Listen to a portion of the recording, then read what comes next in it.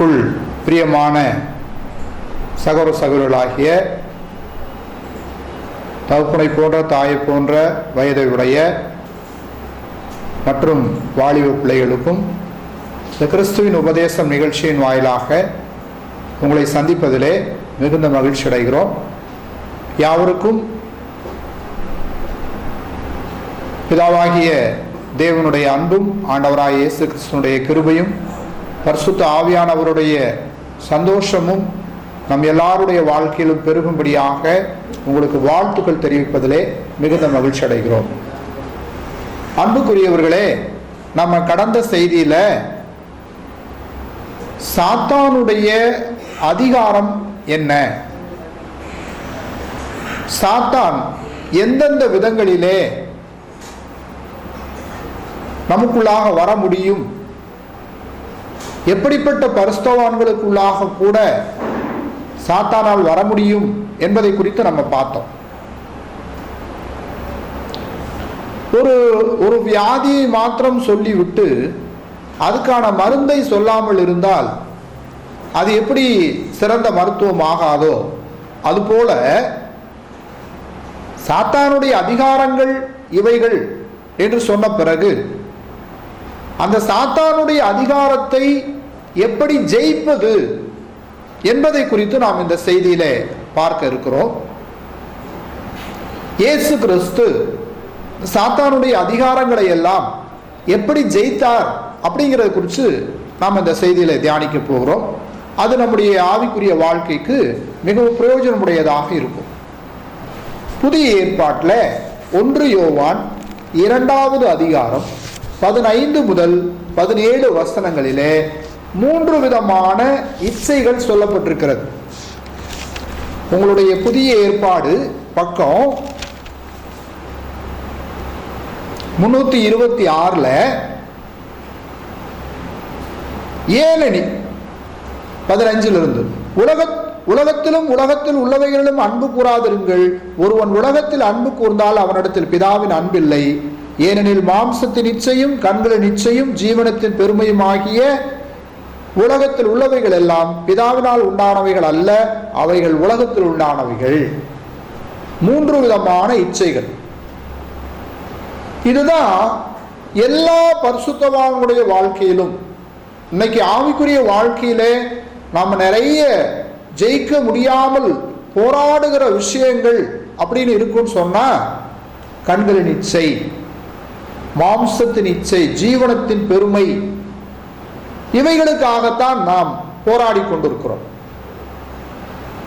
ஆனால் பிசாசானவன் தந்திரமாக நம்முடைய கவனங்களை நாம் இச்சைகளை ஜெயிப்பதிலே வேத வஸ்திரங்களை பயன்படுத்துவதற்கு பதிலாக நம்முடைய கவனங்களை எல்லாம் வேறு விதத்திலே அவன் திருப்பி கொண்டு போகிறான்.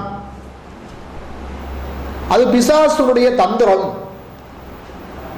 யோவான் சுவிசேஷம் 8வது அதிகாரம் 44வது வசனத்துல நீங்க வாஸ்து பார்த்தீங்கன்னு சொன்னா, இயேசு கிறிஸ்து தம்மை தேவனுடைய குமாரன் என்று விசுவாசிக்காத அந்த யூதர்களிடத்திலே பேசும் பொழுது, நீங்கள் 44வது வசனம் புதிய ஏற்பாட்டில் 139வது பக்கம், நீங்கள் உங்கள் பிதாவாகிய பிசாசானவனால் உண்டானவர்கள், உங்கள் பிதாவுடைய இச்சையின்படி செய்ய மனதாய் இருக்கிறீர்கள். அவன் ஆதி முதற்கொண்டு மனுஷ கொலைபாதகனாய் இருக்கிறான். சத்தியம் அவனிடத்தில் இல்லாதபடியால் அவன் சத்தியத்திலே நிலைநிற்கவில்லை. அவன் பொய்யனும் பொய்க்கு பிதாவுமாய் இருக்கிறபடியால் அவன் பொய் பேசும்போது தன் சொந்தத்தில் எடுத்து பேசுகிறான். அன்புக்குரியவர்களே, பாசத்துக்குரியவர்களே, மரியாதைக்குரியவர்களே, வேதாகமத்திலே இல்லாத உபதேசங்கள் எல்லாமே மனிதனுடைய கற்பனையாக கட்டுக்கதைகளாக சொல்லப்படுகிற உபதேசங்கள் எல்லாமே அது பிசாசுடைய உபதேசமாய் இருக்கிறது. தேவனுடைய சத்தியத்தை போதிக்கும் பொழுது கதைகளுக்கோ அனுபவங்களை பற்றி சொல்லுவதற்கோ அங்கே வேலையே கிடையாது. அப்போஸ்தலர்களும் இயேசு கிறிஸ்துவும் அப்படி போதிக்கவில்லை. அப்ப இன்றைக்கு நம்முடைய கவனங்களை எல்லாம் வரங்களை நாடுவதை பற்றியும் உலகத்திலே நாம் செல்வந்தர்களாக வாழ்வதை பற்றியும், அதுதான் ஆசீர்வாதமான வாழ்க்கை என்பதை பற்றியும் நம்முடைய கவனங்களை பிசாசு இந்த பக்கமாக திருப்பிவிட்டு நாம் இச்சைகளை ஜெயிக்க முடியாதபடிக்கு நாம் கண்ணியிலே சிக்கிக் கொள்ளுகிறவர்களாக இருக்கிறோம். காயின் ஆபேல் காலத்துல, ஆதியாகமம் 4ஆம் அதிகாரத்துல இயேசு கிறிஸ்து என்ன சொன்னாரு? அவன் ஆதி முதற்கொண்டு மனுஷ கொலைபாதகனாய் இருக்கிறான். ஆபேல் என்ன பாவம் பண்ணாரு? நீதியான பலியை செலுத்தினாரு. அதானங்க, வேற ஏதாவது செஞ்சாரா? காயினுக்கு ஆபேலுடைய அந்த நன்மையான மனதை, அந்த கீழ்ப்படுதலை கற்றுக்கொள்ள மனமில்லாமல் முரட்டு வைராக்கியம் கொண்டு தன் சகோதரன் என்று கூட பார்க்காமல் அவனை கொலை செய்ய தூண்டினானே. அன்றைக்கு மனுஷ கொலைபாதகனாக ஆரம்பித்த சாத்தானுடைய வேலை இன்றைக்கு ஆத்துமாக்களை கொல்லுகிறவனாக, உண்மையான சத்தியம் மக்களிடத்திலே சென்று சேராதபடிக்கு, அப்படியே சத்திய வசனங்களை கேட்டாலும் கூட அதை உணர முடியாதபடிக்கு இருதயத்தை கடினமாக்கி, வேத வசனங்களுக்கு இருதயத்தை கடினப்படுத்துகிற ஒரு நிலையை குறித்து நாம் பார்க்கிறோம். அப்படி இருந்தால் என்ன நடக்கும்? ஏசாயா 59வது அதிகாரம் முதல் 2 வசனங்கள்ல நாம் பார்க்கும் பொழுது, பழைய ஏற்பாட்டில் 865வது பக்கம் முதல் 2 வசனங்கள், இதோ ரட்சிக்க கூடாதபடிக்கு கர்த்தருடைய கை குறுகி போகவும் இல்லை, கேட்க கூடாதபடிக்கு அவருடைய செவி மந்தமாகவும் இல்லை. உங்கள் அக்கிரமங்களே உங்களுக்கும் உங்கள் தேவனுக்கும் நடுவாக பிரிவினை உண்டாக்குகிறது. உங்கள் பாவங்களே அவர் உங்களுக்கு செவி கூடாதபடிக்கு அவருடைய முகத்தை உங்களுக்கு மறைக்கிறது.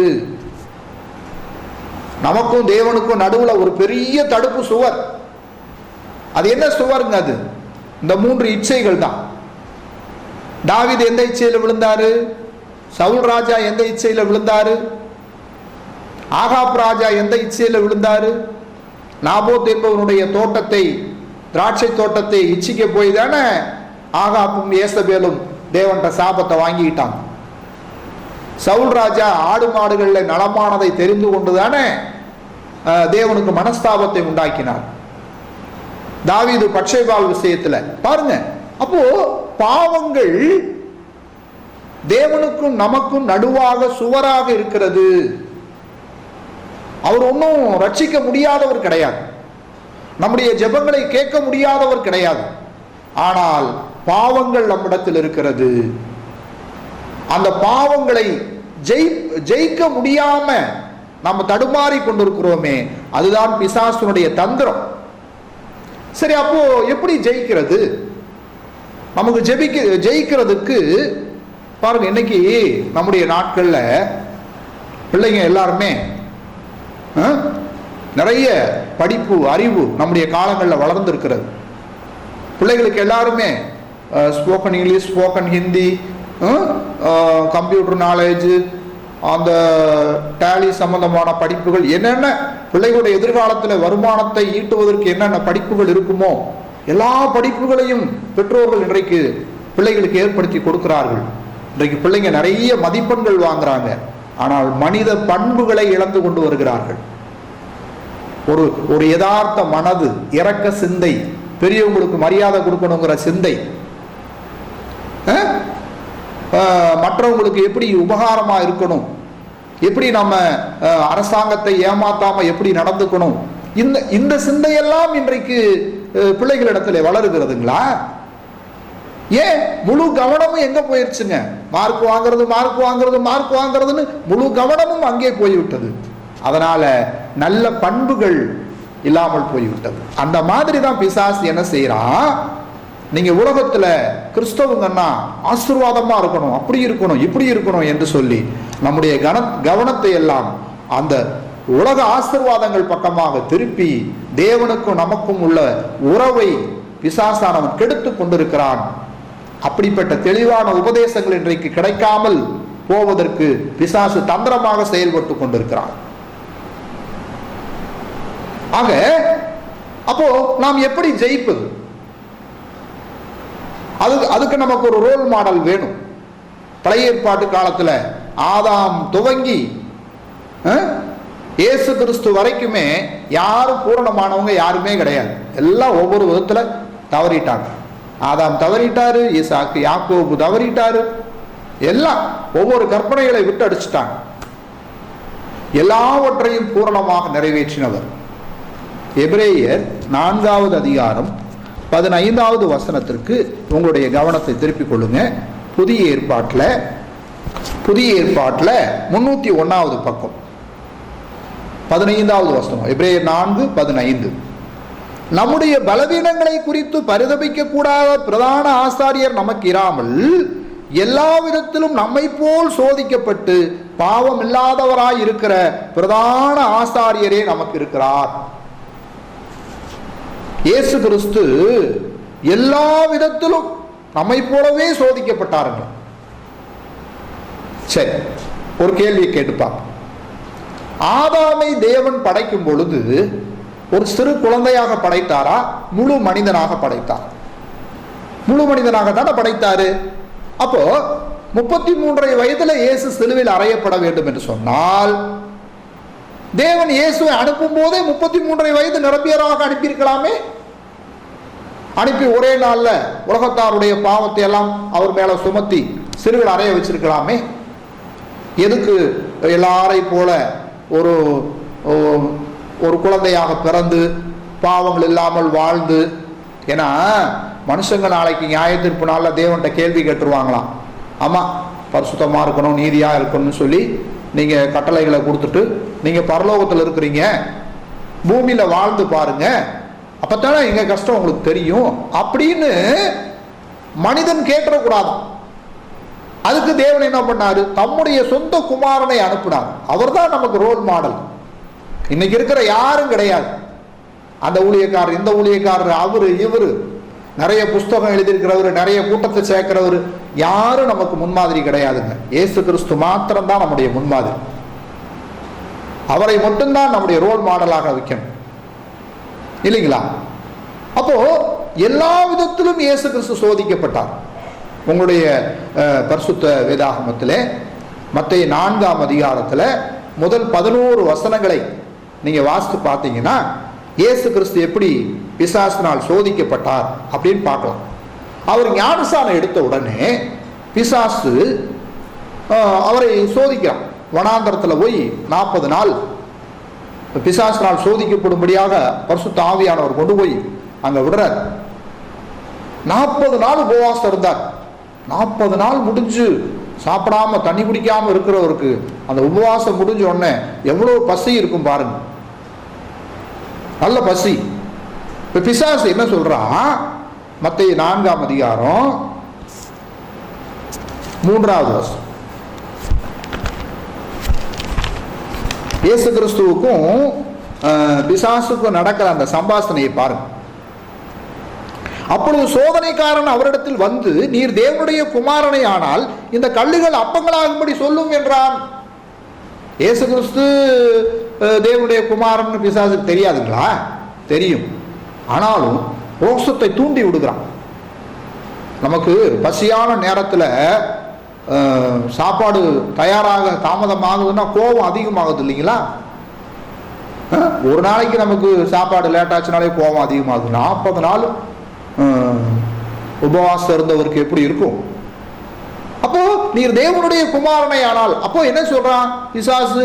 உமக்கு வல்லமை இருக்கிறதே, இந்த கல்லுகளை கூட நீங்க என்ன செஞ்சு சாப்பிடலாம், அப்பங்களாக மாற்ற முடியுமே, உங்களால மாற்ற முடியும் தான். இயேசு ஒரு முறை சீசர்களோடு போன போது கடல் பொங்கி வந்தது. இறையாதே அமைதலா இருந்து சொன்னார். அமைதல் ஆயிடுச்சு இல்லைங்களா? 10 குஷ்ரோகிகள் ஆண்டவரே எங்களை சுகமாக்குங்கன்னு சொன்னாங்க. நீங்க போய் உங்களை ஆசாரியர் காட்டுங்கன்னு சொன்னாங்க. போகையிலே அவங்க சுகமாயிட்டாங்க. இயேசு கிறிஸ்துவின் வார்த்தைக்கு அவ்வளோ வல்லமை இருந்தது, இப்பவும் வல்லமை இருக்கிறது. அப்போ ஒரு மலையை பார்த்து அப்பமாக மாறுனா மாறி இருக்கும். ஆனால் இயேசு கிறிஸ்து அருமையாக பதில் சொன்னாரு. மத்தேயு 4ஆம் அதிகாரம் 4வது வசனத்துல அவர் பிரதியுத்தரமாக, மனுஷன் அப்பத்தினாலே மாத்திரமல்ல தேவனுடைய வாயிலிருந்து புறப்படுகிற ஒவ்வொரு வார்த்தையினாலும் பிழைப்பார் என்று எழுதியிருக்கிறதே. எங்கே எழுதியிருக்கிறது? உபாகமம் 8:3. மனுஷன் அப்பத்தினாலே மாத்திரம் அல்ல, வெறுமனே சாப்பாட்டுக்காக மாத்திரம் நாம் என்ன செய்யறது கிடையாது. நமக்கு இந்த பூமியில பிழைப்பு முக்கியம் தாங்க. இந்த பூமியில நம்ம பிழைக்கணும் தான். இதெல்லாம் ஒரு பிழைப்பாங்க அப்படிங்கிற அளவுக்கு தான் பிழைக்க கூடாது.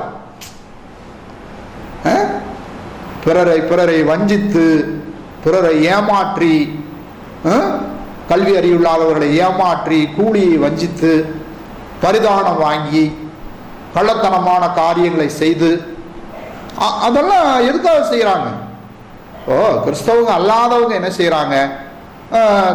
தங்களுக்கு வருகிற வருமானத்தெல்லாம் ஒரு பங்கு போய் எங்கேயாவது புண்ணிய காரியங்கள் காணிக்கைன்னு ஓட்டு வந்தாச்சுன்னா பாவம் முடிஞ்சு போச்சுன்னு நினைக்கிறான். நமக்கு தேவன் அப்படி அனுமதிக்கிறாருங்களா? நீங்கள் எப்படி வருமானம் பண்ணாலும் என்ன பண்ணாலும் காணிக்கை கொடுத்துட்டீங்கன்னா முடிஞ்சு போச்சுன்னு சொல்றாருங்களா? அப்போ பிழைப்பு என்பது நமக்கு அவசியமானதுதான். ஆனால் அப்பத்தினாலே மாத்திரமல்ல, உள்ளான மனுஷன் ஆத்துமாவிலே தேவனுடைய வார்த்தையிலே நாம் பிழைக்க வேண்டும்.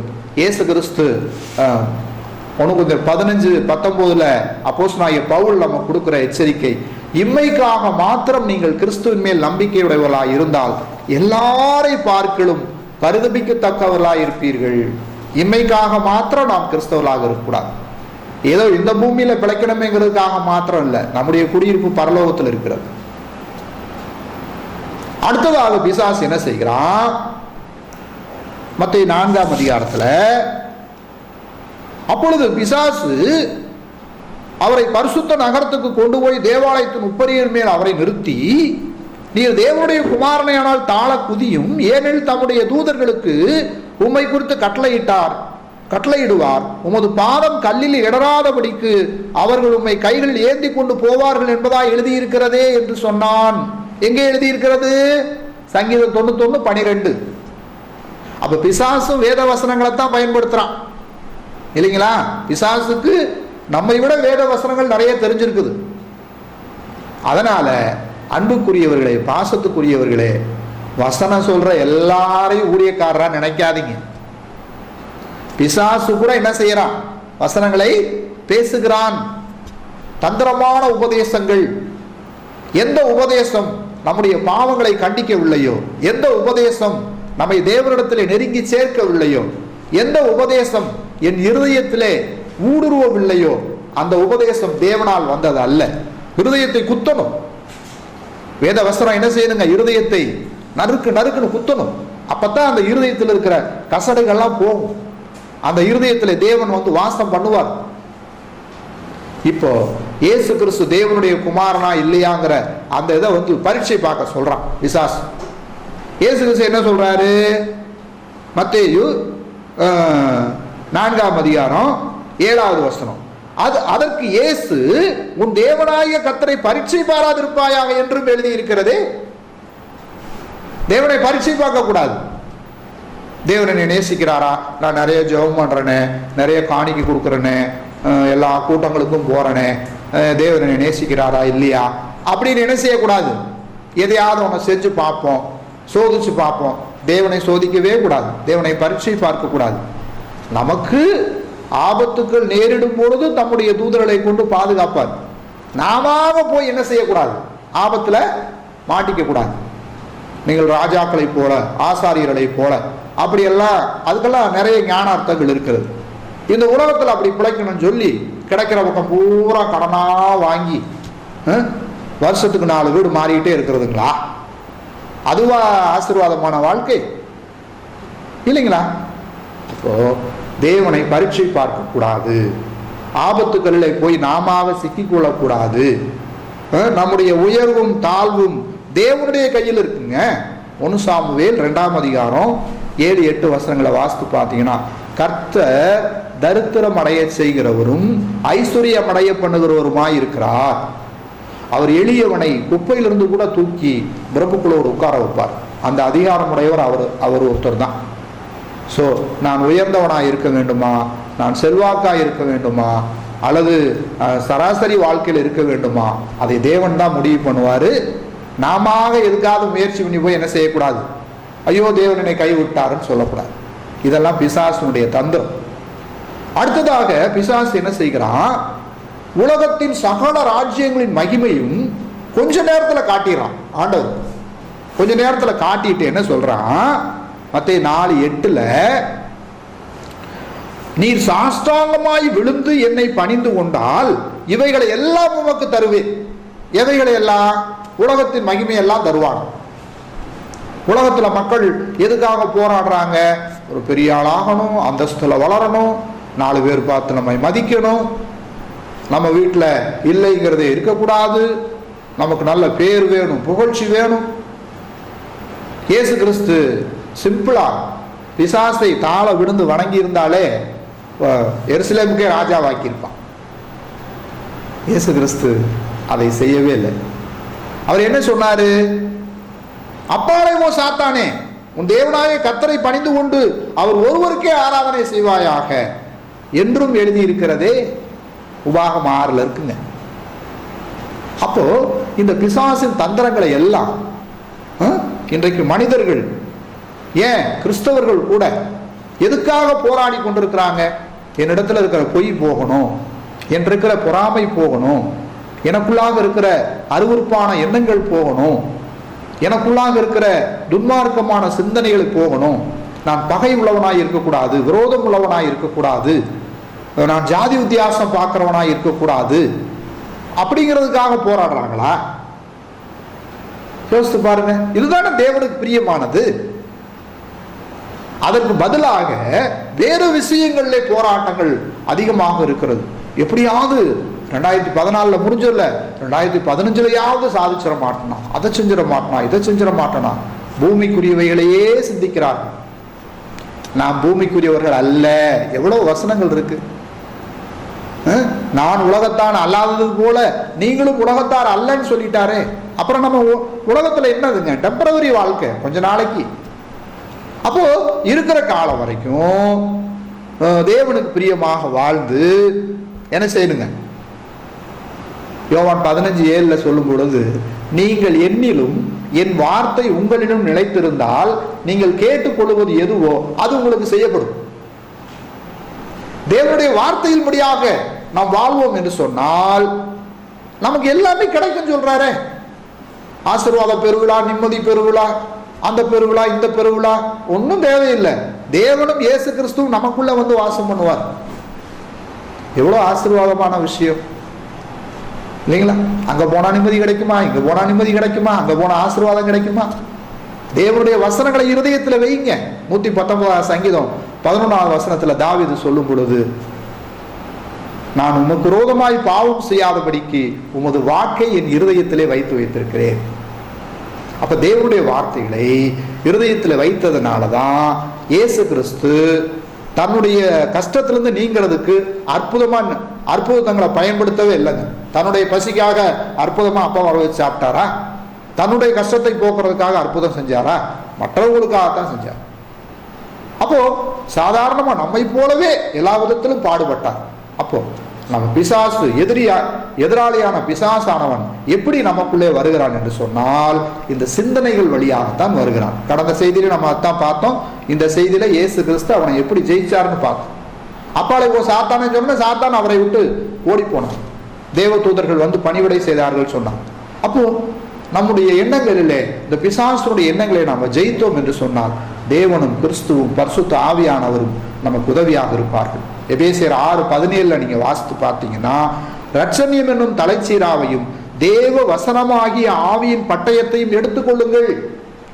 ஆவியின் பட்டயத்தை நீங்கள் எடுத்துக்கொள்ளுங்கள். நமக்கு ஒரு பட்டயம், வெப்பன், ஸ்பிரிச்சுவல் வெப்பன், ஸ்பிரிச்சுவல் ஸ்வாட், ஆவியின் பட்டயம். எது ஆவியின் பட்டயம்? ஜீவ வசனம். இயேசு கிறிஸ்து எதை கொண்டு பிசாசை ஜெயிச்சாரு? வசனங்களை கொண்டு தானே ஜெயிச்சாரு. பிசாசை வேற எதை கொண்டு ஜெயிக்க முடியாது. துப்பாக்கி தோட்டா வச்சாலும் நீங்க ஒன்றும் பண்ண முடியாது. சரிங்களா? ஆக அன்புக்குரியவர்களே, பாசத்துக்குரியவர்களே, தகப்பனை போன்ற தாயை போன்ற வயதை உடையவர்களே, இந்த பிசாசின் எண்ணங்களை நமக்கு காலில் விட்டு மிதிக்கணுங்கிறார். ரோமர் 16:20 வசனம். சமாதானத்தின் தேவன் சீக்கிரமாய் சாத்தானை உங்கள் கால்களின் கீழே நசுக்கி போடுவார். நம்முடைய கர்த்தராகிய இயேசு கிறிஸ்துவினுடைய கிருபை உங்களோடு கூட இருப்பதாக. ஆமென். அப்போ சாத்தானை சாத்தான் பூமியில கிடையாது. சாத்தானை மிதிப்போம் தரையை போட்டெல்லாம் மிதிக்க வேண்டாம். அப்பாவை துதிப்போம் சாத்தானை மிதிப்போம் சொல்லி தரையை போட்டெல்லாம் மிதிக்க வேண்டாம். சாத்தான் தரையில கிடையாது. கடந்த செய்தியில பாருங்க, மத்தேயுக்குள்ள பேதுருவுக்குள்ளாக உலக சிந்தனையில தான் சாத்தான் வந்தான். அனனியா சப்பிராளுக்குள்ளாக பண ஆசை மூலமாக வந்தான். தாவீதுக்குள்ளாக பயத்தின் மூலமாக வந்தான். இப்போ இயேசு கிறிஸ்துவுக்குள்ளாக பசி நேரம், அந்த குறைச்சல் வருகிற நேரம், தேவனுடைய பிள்ளையா இல்லையான்னு சோதிச்சு பார்க்க சொல்லி உலகத்தின் மகிமையெல்லாம் காட்டி, இன்னைக்கு நிறைய பேர் பணத்தை தெய்வமாக நினைக்கிறாங்க, தொழிலை தெய்வமாக நினைக்கிறாங்க, அதிகாரங்களை தெய்வமாக நினைக்கிறாங்க. அதெல்லாம் தவறுங்க, தேவனுக்கு விரோதமான பாவம். நீங்க பணத்தை அப்படி கண்ணில் வச்சீங்கன்னா தேவனை 2வது இடத்துக்கு தள்ளிட்டீங்கன்னு அர்த்தம். உபாகம் 8:17 சொல்றாரு, இந்த ஐஸ்வர்யத்தை சம்பாதிப்பதற்கான ஞானத்தையும் பலத்தையும் கொடுக்கிறவர் அவர் தான். என்னுடைய ஞானத்தினாலே என்னுடைய பலத்தினால இதை சம்பாதிச்சேன்னு இருதயத்துல கூட சொல்லாதீங்கன்னு சொல்லிட்டார். அப்ப இந்த நாளில் நம்ம பார்த்த செய்தி, இயேசு கிறிஸ்து சாத்தானுடைய அதிகாரத்தை எப்படி ஜெயிச்சார், வேத வசனங்களை கொண்டு ஜெயித்தார் என்று நாம் பார்த்தோம். அப்ப அந்த வேத வசன சிந்தைகள் நமக்குள்ளாக இருக்கும் என்று சொன்னால் நாமும் பிசாசை ஜெயிக்க முடியும். இது தொடர்ச்சியான செய்தியை அடுத்த வாரத்தில் நம்ம பார்ப்போம். எங்களை நித்தமும் கண்ணோக்கி பார்த்து வழிநடத்தி கொண்டிருக்கிற எங்கள் தூயாதி தூயவரே, இந்த வேலைக்காக உமக்கு நன்றி சொல்லுகிறோம். இந்த செய்தியை கேட்ட பார்த்து கொண்டிருக்கிற உங்களுடைய பிள்ளைகளை ஆசீர்வதிங்க. நாங்கள் பிசாசை ஜெயித்து ஆவிக்குரிய வாழ்க்கை வாழ எங்களை எடுத்து பயன்படுத்துங்க தகப்பனே. இந்த செய்தியின் வழியாக இன்னும் நாங்கள் மேன்மையான காரியங்களை கற்றுக்கொள்ள எங்களுக்கு உதவி செய்தருளுங்க. கேட்ட உங்களுடைய பிள்ளைகள் எல்லாருடைய வாழ்க்கையிலும் சந்தோஷத்தையும் சமாதானத்தையும் தாருங்க. இயேசு கிறிஸ்துவின் இன்ப நாமத்தில் இந்த ஜெபத்தை ஏறெடுக்கிறோம் ஜீவனுள்ள நல்ல பிதாவை. ஆமென். வாழ்த்துக்கள்.